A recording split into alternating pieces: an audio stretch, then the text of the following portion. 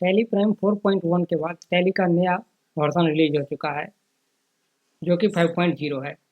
इसको हम किस तरह से डाउनलोड करेंगे इसके बारे में हम डिटेल में समझेंगे और इसमें क्या सब नया फीचर दिया गया है पहले इसको हम समझ लेते हैं। सबसे पहले अगर टैली प्राइम 4.1 को आप यूज कर रहे हैं तो आप उसे 5.0 में किस तरह से माइग्रेट करेंगे, उसके लिए क्या क्या प्रोसेस को समझना पड़ेगा।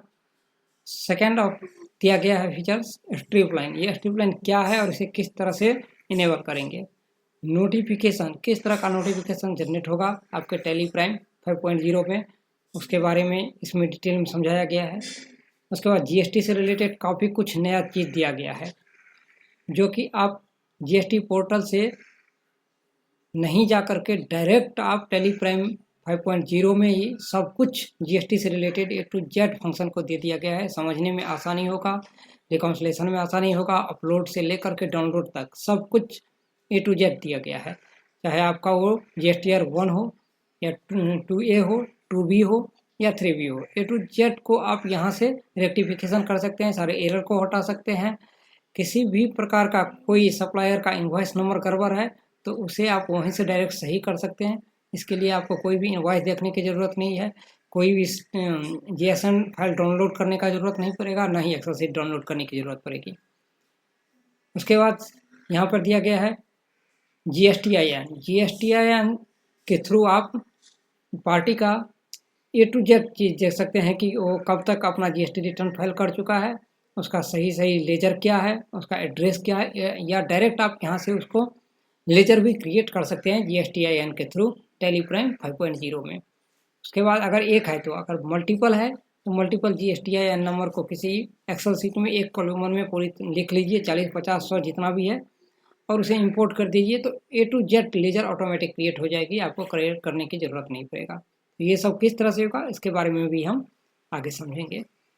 उसके बाद ITC ब्रेकअप दिया गया है। मंथली वाइज आप ITC ब्रेकअप देख सकते हैं, इस मंथ का आपके पास कितना ITC है, पिछले मंथ का कितना था, ए टू जेड ब्रेकअप के साथ आपको दिखाई देगा। नेक्स्ट, टैली प्राइम 5.0 में अगर आपने माइग्रेट कर लिया है और आपको नहीं समझ में आ रहा है, फिर से अगर आप 4.1 में जाना है तो उसको माइग्रेट करने के लिए बहुत ही सारा प्रोसेस है, उस सारे प्रोसेस को आपको समझना पड़ेगा। उसके बाद ही आप इसे 5.0 में माइग्रेट फिर से कर सकते हैं, नहीं तो आपका सारा का सारा डाटा करप्ट कर जाएगा। तो इसको भी हम समझेंगे डिटेल में। उसके बाद इनकम टैक्स से रिलेटेड काफ़ी कुछ नया दिया है 5.0 में, और सबसे अच्छी बात है कि TDS एंड TCS से रिलेटेड भी सेक्शन 1 बाय 1 करके ए टू जेड सेक्शन को लिस्ट उसमें जनरेट कर दिया गया है। उस सेक्शन के हिसाब से आप TDS या TCS का नेचर ऑफ पेमेंट से लेकर के लेजर तक क्रिएट करेंगे और उसी हिसाब से आप TDS डिटेक्ट भी करेंगे। काफ़ी कुछ पहले वाले 4.1 या उससे पहले जितना भी टैली का वर्जन था उसमें सबसे थ्रेशोल्ड लिमिट, एग्जाम्पशन लिमिट को लेकर के आपको TDS 194Q में प्रॉब्लम आ रहा था, जो कि इसमें सॉर्ट आउट कर दिया गया है। तो इतना सब कुछ आपको दिया गया है नए में 5.0 में। तो सबसे पहले हम इसको डाउनलोड किस तरह से करेंगे उसके बारे में समझते हैं। इसके लिए आपको क्या करना है, सबसे पहले गूगल क्रोम का एप्लीकेशन ओपन कर लेना है और यहाँ पर आप देख लीजिए टैली रिलीज 5.0 हो चुका है। तो यह इस साइट तक पहुँचने के लिए ये आपका है tellysolution.com और डाउनलोड वाला ऑप्शन। डिटेल में अगर आपको समझना है तो फिर यहाँ से क्रोम वाले एप्लीकेशन को खोल करके यहाँ से गूगल पे सर्च कर लेना है सबसे पहले आपको, और यहाँ पर आपको टाइप कर लेना है टैली सॉल्यूशन, ऊपर वाला ऑप्शन एंटर करेंगे और यहाँ पर आपके पास ये सारा ऑप्शन आ जाएगा और यहाँ पर आपको करना है क्लिक। क्लिक करने के बाद दो ऑप्शन है, पहला तो यहाँ डाउनलोड पे क्लिक कीजिए और दूसरा अभी न्यू लेटेस्ट में रिलीज हुआ है तो यहाँ पे tally prime 5.0 available download now. अगर ये ऑप्शन हट जाता है फीचर्स में आपको तो यहाँ से आप डाउनलोड पे क्लिक करेंगे। जैसे ही इस पर क्लिक करेंगे आपके सामने सेम ये आ चुका है। यहाँ पर दो ऑप्शन दिया हुआ है, पहला नॉर्मल टैली प्राइम में दिया हुआ है और दूसरा ये है ऑडिट के लिए। अगर आप टैली डाटा को ऑडिट करना चाहते हैं तो इसमें एडिट लॉग का ऑप्शन दिया गया है कि किसी भी लेजर्स को या किसी भी वाचर्स को या किसी भी एंट्री में किसी भी प्रकार का आप बदलाव करते हैं तो इसमें वो सब कुछ यहाँ पे शो होगा। जबकि ये चीज़ आप इसमें भी कर सकते हैं, इसमें भी आप इस एडिट लॉग को इनेबल कर सकते हैं। तो दोनों ही में आप एक ही प्रोसेस से काम चला सकते हैं। तो इसके लिए आप जो मान के चलिए यहाँ से हम इस पर डाउनलोड पर क्लिक करेंगे और ये आपका यहाँ पे डाउनलोड होना शुरू हो चुका है। यहाँ पर डाउनलोड वाले ऑप्शन पर क्लिक करेंगे। ये सेटअप आपका डाउनलोड हो चुका है टेलीप्राइम 5.0 को, इस पर क्लिक करेंगे और फिर हम यहाँ पे आ जाएंगे। यहाँ आपको राइट क्लिक करना है और रन एज एडमिनिस्ट्रेशन या ओपन जो भी हो आप इस पर क्लिक कर लेंगे।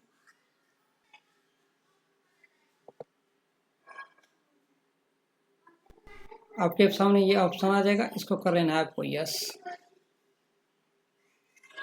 यस करेंगे तो आपके ये थोड़ा सा टाइम लेगा और यहाँ पे आपके सामने काफ़ी कुछ ऑप्शन आ गया है। कह रहा है कि अगर आपके पास पहले से ही 4.1 है तो डायरेक्ट आप इसे अपडेट कर सकते हैं। सबसे पहले अपडेट का ऑप्शन, अगर आप अपडेट करेंगे तो अपडेट करते ही क्या होगा कि आपके पास जो भी डेस्कटॉप पे टेली 4.1 का एप्लीकेशन है वो इसमें अपडेट हो जाएगा। अगर आप चाहते हैं मेरे पास 4.1 भी रहे और 5.0 दोनों ही टेली रहे तो फिर आपको यहाँ पर क्या करना है कि ये कॉन्फ़िगरेशन में चले आना है। सबसे पहले कॉन्फ़िगरेशन में आने के बाद एप्लीकेशन है, यहाँ पे शो मोर पे आप क्लिक कीजिए, एंटर कीजिए और यहाँ पर एप्लीकेशन में आ जाएंगे। एडवांस ऑप्शन और ये देख रहे हैं आप, आपके पास क्या है डेस्कटॉप शॉर्टकट नेम, इस पे आपको क्लिक करना है। इस शॉर्टकट नेम को आपको चेंज करके क्या करना है 5.0 कर देना है और एंटर कर लेना है, यस कर लेना है। ये दोनों ही आपका हो चुका है यस। यहाँ पर सर्वर पोर्ट सब कुछ आ चुका है। उसके बाद इसको कर देना है आपको कट। अब आपके पास टेलीप्राइम 5.0 न्यू पे है। मोर एक्शन पे जाकर क्लिक कीजिए, यहाँ से आप देख लीजिए न्यू इंस्टॉलेशन आ चुका है। New installation application modify configuration, कुछ भी मॉडिफाई करना है तो आप यहाँ से क्लिक करेंगे तो फिर यहीं पे आ जाएंगे। ओके, अल्टर कर रहा है तो अल्टर नहीं करना है, आपको फिर से मोर एक्शन पे जाना है, न्यू एप्लीकेशन पे जाना है और यहाँ से आपको कर देना है इसे एंटर। एंटर करने के बाद आपका रिलीज 5.0 और एप्लीकेशन पाथ ये है। एप्लीकेशन पाथ ये यहाँ पर आपका ऑटोमेटिक इस नाम से एक फोल्डर बन जाएगा टेलीप्राइम के नाम से। ओके, और आप चाहते हैं कि इसका ये जो टेलीप्राइम के नाम से फोल्डर बनेगा इसमें अगर आप चेंजिंग चाहते हैं तो आप यहाँ पे एप्लीकेशन पाथ में चले आइए और ये डेस्कटॉप शॉर्टकट क्रिएट नेम, इस पे आपको क्लिक करना है और यहाँ पर आपको दे देना है 5.0। एंटर करिए, यस एंटर करिए, ये दोनों ही नाम चेंज हो गया। यहाँ से एप्लीकेशन पर इस पे आप पहले शो मोर पे क्लिक कीजिए, काफ़ी कुछ ऑप्शन दिखाई देगा, एंटर कीजिए। यहाँ से आप चाहते हैं कि ये टेलीप्राइम 5.0 वाला फोल्डर मेरा बने तो 5. आप यहाँ पे 0 करेंगे, एंटर करेंगे, इस टाइप का ये फोल्डर यहाँ पे बनेगा प्रोग्राम फाइल में जा करके। अब फिर इसे आप कंट्रोल ऐसे कर देंगे सेव। अब आपके पास आ गया इंस्टॉलेशन का ऑप्शन, अब आप यहाँ पे इंस्टॉल कर सकते हैं।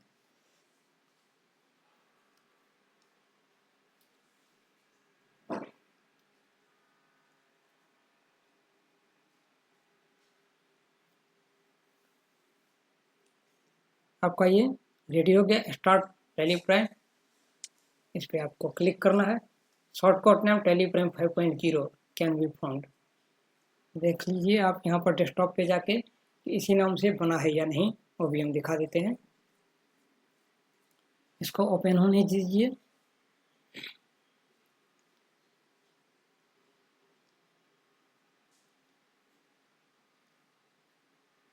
और ये ओपन हो चुका है। अब ये डाटा पर सर्च कर रहा है कि आपका कहाँ पे है। तो यहाँ पे सबसे पहला काम क्या करेंगे, इसे हम बैक करके क्विट हो जाएंगे, एग्जिट हो जाएंगे यहाँ से। और ये डाउनलोड सेटअप का काम हो गया है तो इसे हम कर लेंगे अब यहाँ से बंद। ओके, बंद करते ही इसको भी हम यहाँ से करते हैं अभी मिनिमाइज। और ये देख लीजिए मेरा पहले क्या था 4.1 ऑलरेडी था ही, अभी मैंने 5.0 डाउनलोड किया है तो ये भी इंस्टॉल हो गया है। तो क्या क्या मैंने कि अपडेट नहीं करके न्यू इंस्टॉल कर दिया तो ये भी आ गया, ये भी आ गया, नाम भी आ गया अलग अलग, सब कुछ अलग अलग आ चुका है। ठीक, अब हम यहाँ से इसको करते हैं ओपन। ओपन करने के बाद सबसे पहले हम क्या करेंगे कि हमने यहाँ पर 2 फोल्डर बना रखा है, ये देख लीजिए टेलीप्राइम 4.0 का अलग डाटा है और 5.0 का अलग, क्योंकि 4.0 में जो डाटा है वो 5.0 में एक बार माइग्रेट हो जाएगा तो 4.0 में नहीं चलेगा। तो इसलिए दोनों ही डाटा को आपको अलग अलग यूज करना है, नहीं सिर्फ टेलीप्राइम 5.0 को ही यूज करना है, तो फिर सारे डाटा को माइग्रेट कर लेंगे 5.0 में, फिर 4.0 फोल्डर बनाने की जरूरत नहीं पड़ेगा, अलग से डाटा रखने का आपको काम नहीं पड़ेगा। अब यहाँ पे क्या है कि सबसे पहले हम ये वाला जो मेरा है फोल्डर, इस पथ को हम सेलेक्ट करेंगे अपने टेलीप्राइम 5 में। उसके लिए क्या करना है, डाटा में जाना है और यहाँ डाटा पर इस पर सेलेक्ट करना है, एंटर करना है। ये ऑटोमेटिक इसने 4.0 उठा लिया, लेकिन मुझे 4.0 तो चाहिए नहीं। हम फिर से सेलेक्ट ड्राइव में जाएंगे, F5 वाले प्रेस करेंगे और ये जो मैंने टेलीप्राइम 5.0 का फोल्डर बना रखा है इसे हम सेलेक्ट करके कंट्रोल इसे सेव करेंगे। कहता है बैकअप आपको कहाँ रखना है, तो बैकअप भी अगर आप यहीं पे रखना चाहते हैं तो फिर से इसमें जाइए और टेलीप्राइम 5.0 वाला फोल्डर सेलेक्ट करके सेव कर दीजिए। बैकअप भी इसी फोल्डर में और डाटा भी इसी फोल्डर में आप रख सकते हैं, फिर कंट्रोल इसे सेव कर लेंगे। अब आप यहाँ पे आ चुके हैं। अब अभी इसमें कोई भी आपका डाटा नहीं शो हो रहा है। अब हम क्या करेंगे कि यहाँ पे आ जाएंगे और यहाँ 4.0 का जो टेली का डाटा है ये वाला, इसको यहाँ से कर लेंगे कॉपी और बैक जाएंगे और इसे हम 5.0 वाले फोल्डर जो है उसमें पेस्ट कर लेंगे। अभी ये 4.1 का डाटा है, अब मुझे 5.1 में जाना है। तो सबसे पहला काम मेरा क्या होगा यहाँ पर कि माइग्रेट करना। आप देख सकते हैं यहाँ पे माइग्रेट करना। ओके, ये यहाँ पे आ चुका है 5.0 में 4.1 का डाटा मैंने पेस्ट कर दिया है। अब इस फोल्डर का कोई काम नहीं, इसको हम यहाँ से करते हैं कट और टेली 5.0 को ओपन करते हैं। एक बार एस्केप करते हैं, अब फिर एस्केप करते हैं। ऑटोमेटिक ये देखिए 4.0 का जो मैंने कंपनी का नाम दे रखा है वो यहाँ पे आ चुका है। अब हम इसको इंटर करेंगे।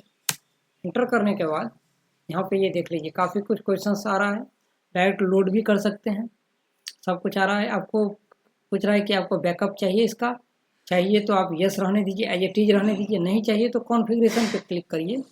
और सबसे पहला ऊपर वाला ऑप्शन जो है माइग्रेशन से पहले आपको डाटा का बैकअप चाहिए तो यस रखिए, नहीं तो इंटर करके नो कर दीजिए और कंट्रोल इसे सेव कर देंगे और लोड कंपनी करेंगे।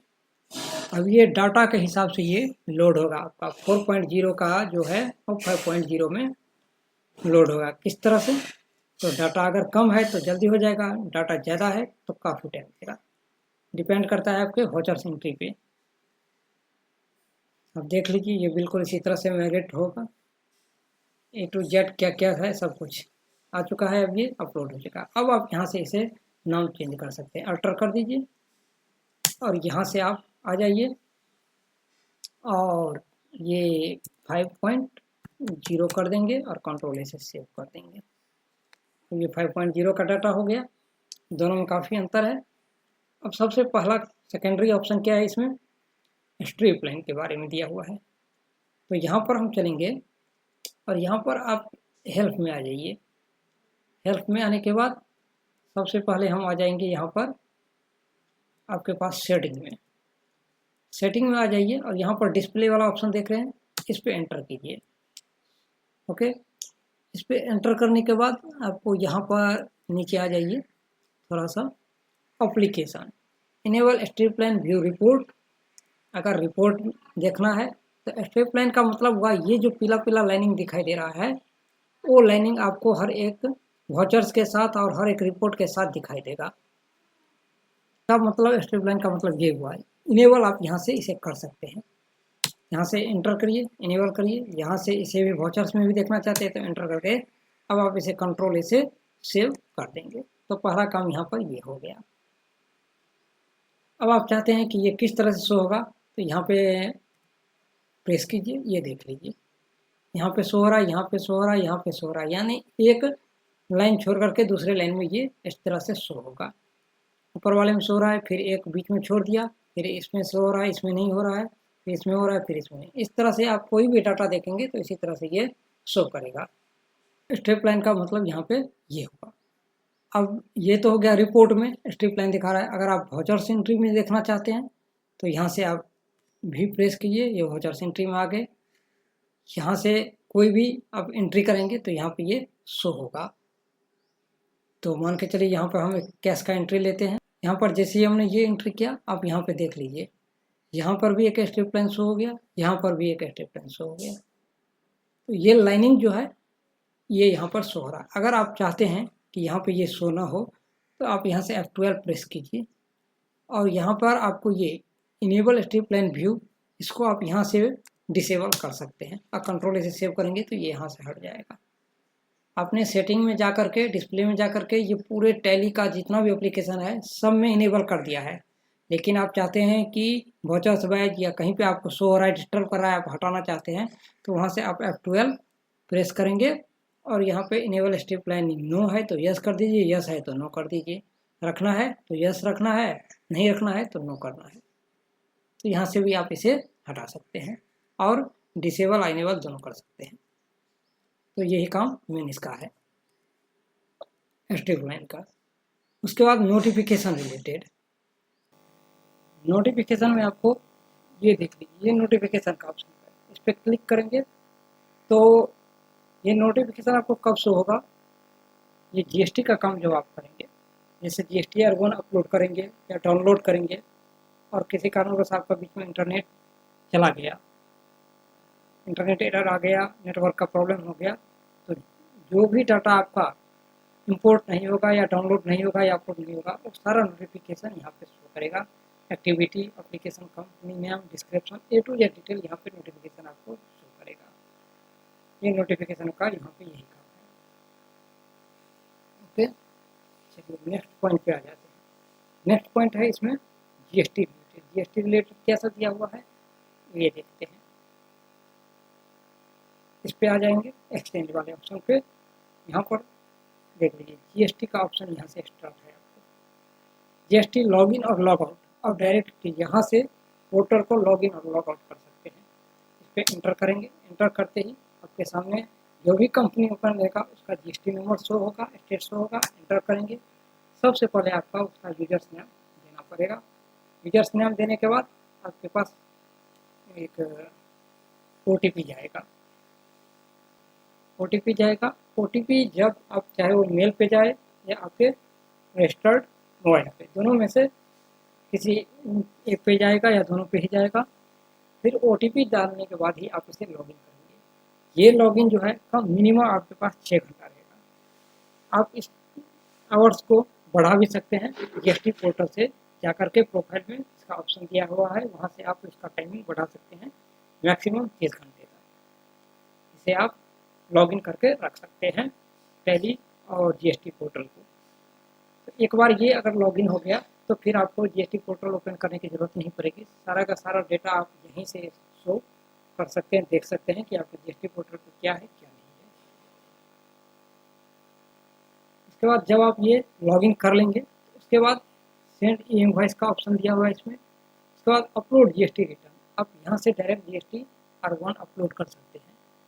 उसके बाद डाउनलोड भी कर सकते हैं 2A 2B या 3B या जीएसटी R1 जो भी है, चारों का चारों आप यहाँ से डाउनलोड कर सकते हैं डायरेक्ट। यहाँ लॉगिन ऑलरेडी फर्स्ट टाइम आपका है ही, सबसे पहले लॉगिन का ही ऑप्शन दिया है। लॉगिन करने के बाद ही ये सारा फंक्शन आपका सही से काम करेगा। लॉगिन फर्स्ट टाइम कर लीजिएगा। उसके बाद यहाँ से आप अपलोड भी कर सकते हैं R1 और यहाँ से डाउनलोड भी कर सकते हैं। R1 से लेकर के 2A 2B और 3B तक डाउनलोड कर सकते हैं मैच करवाने के लिए आपके डाटा को। आपका ऐप पर बुक और ऐप पर पोर्टल मैच कर रहा है या सही नहीं, जो भी गड़बड़ी होगा वो भी आपको वहीं पे शो हो जाएगा। अगर आपके सप्लायर का इनवॉइस नंबर और डेट में भी गड़बड़ी है तो वो भी आपको डायरेक्ट वहाँ से ठीक कर सकते हैं। ऑटो अपडेट का ऑप्शन दे दिया गया है। उसके बाद refresh GST status, refresh GST status को रिफ्रेश कर सकते हैं। रिफ्रेश कब करेंगे, मान के चलिए आप डाउनलोड कर रहे हैं या अपलोड कर रहे हैं और आपका नेटवर्क जो है इशू हो गया, एरर आ गया है, तो यहाँ पे नोटिफिकेशन शो होगा क्या प्रॉब्लम है। तो फिर से आप यहाँ से रिफ्रेश करेंगे तो जहाँ तक अपलोड या डाउनलोड हो चुका है उससे आगे ये अपलोड या डाउनलोड होना फिर से शुरू हो जाएगा रिफ्रेश करते ही।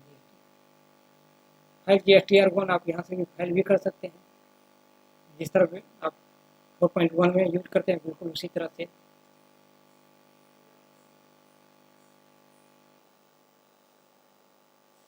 फाइल वाला ऑप्शन पे आप तो यहाँ पे जैसे क्लिक करेंगे तो डाटा के हिसाब से ये टाइम लेगा। यहाँ पे आपका पूरा डिटेल आ जाएगा और यहाँ पे नीचे सेंड का ऑप्शन है।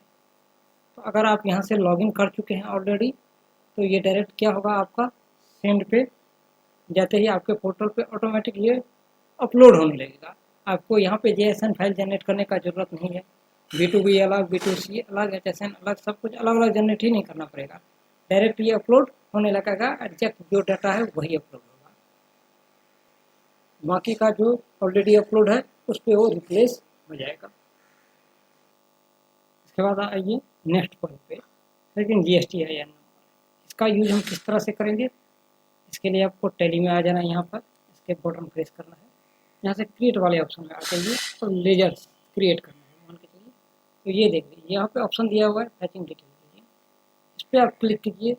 GST नंबर डालते ही जो भी डिटेल होगा वो यहाँ पे आपका शो हो जाएगा। कब इस तक इसने रिटर्न फाइल किया है, R1 कब फाइल किया है, 3B कब फाइल किया, और इसका एग्जैक्ट एड्रेस क्या है, A to Z डिटेल यहाँ पे आप इस शो कर सकते हैं। अगर पहले से ही उस पार्टी का आपने लेजर क्रिएट कर रखा है तो आप चाहे तो उसे अपडेट भी कर सकते हैं। यहाँ पे अगर आप मल्टीपल फैचिंग GSTIN नंबर डिटेल देखना है, उसके लिए आपको क्या करना पड़ेगा, ये डिटेल आप तो डायरेक्ट यहाँ पर गए क्रिएट में आ चुका है, लेकिन उसके लिए नेक्स्ट जो पॉइंट है मल्टीपल के लिए आपको क्या करना है, ये चार्ट ऑफ द अकाउंट पे आपको जाना है और यहाँ पर आप लेजर वाले ऑप्शन पे आपको क्लिक करना है। जैसे लेजर वाले ऑप्शन पे आप क्लिक करेंगे, आपके सामने ये बहुत सारा लेजर ओपन हो जाएगा और यहाँ से आप देख सकते हैं मल्टीपल मास्टर, इस पे आपको करना है क्लिक, और क्रिएट पार्टी यूजिंग GSTIN, इस पे आपको करना है क्लिक। यहाँ पे देख लीजिए, जरा import GSTIN using the Excel का एक सीट आपको यहाँ पर क्या करना है, ओपन कर लेना है।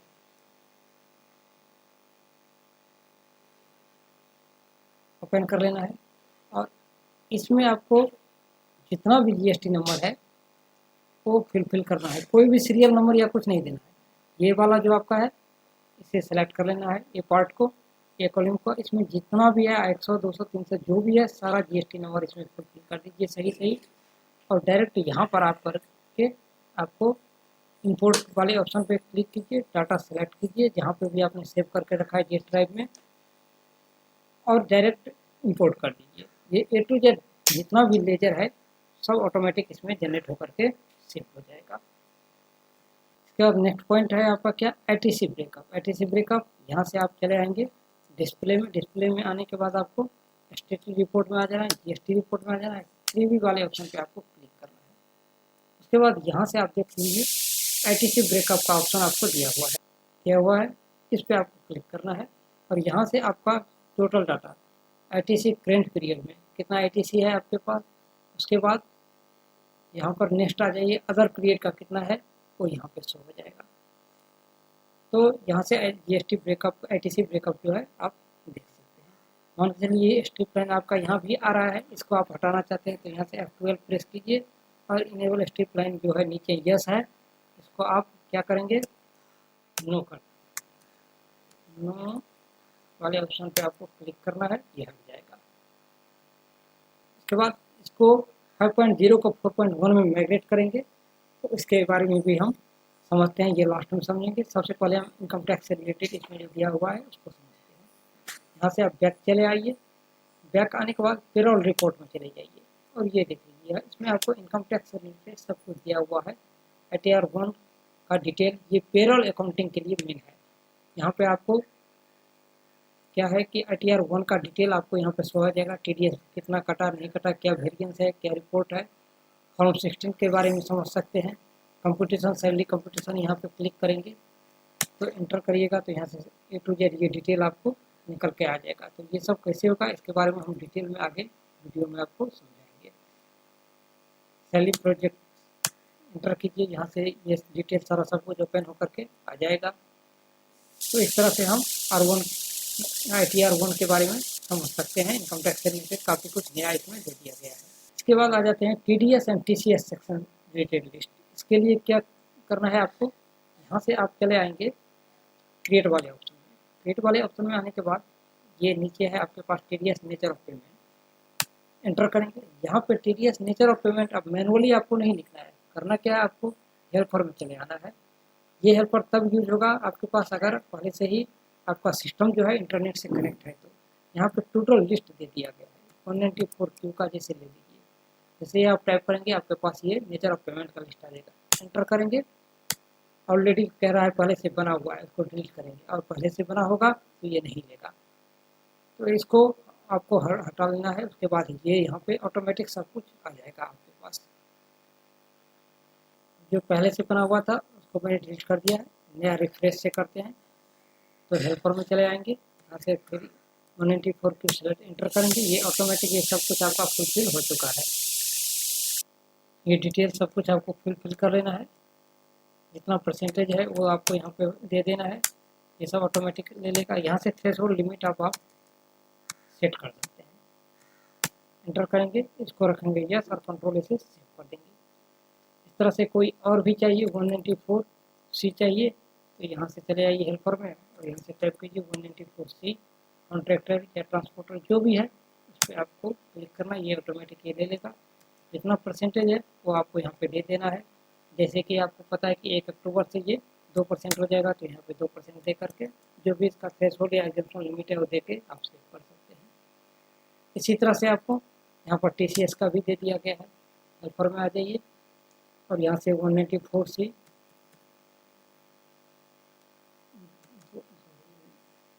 206C काफ़ी कुछ ऑप्शन दे दिया गया है। इसमें से जो भी आपको चाहिए, जिस पे भी आपको नेचर ऑफ पेमेंट क्रिएट करना है वो वाले ऑप्शन को सिलेक्ट कीजिए और यहाँ से आप डायरेक्ट उसे सेव कर सकते हैं।